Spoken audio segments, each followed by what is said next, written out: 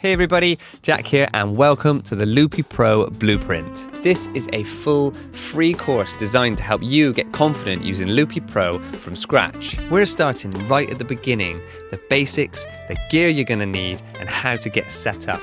And then once you're up and running, we'll move into recording loops, workflows, and some really cool advanced features inside Loopy Pro. So if you're brand new to Loopy Pro and considering this powerful app, but not sure where to start, what iPad or iPhone you need, what equipment you need, then this is a really great place to start following this course. To follow along with this course, then just start at the top of the playlist. Each video will build on the last. You can of course skip around if you want to, but following in order will give you the best understanding.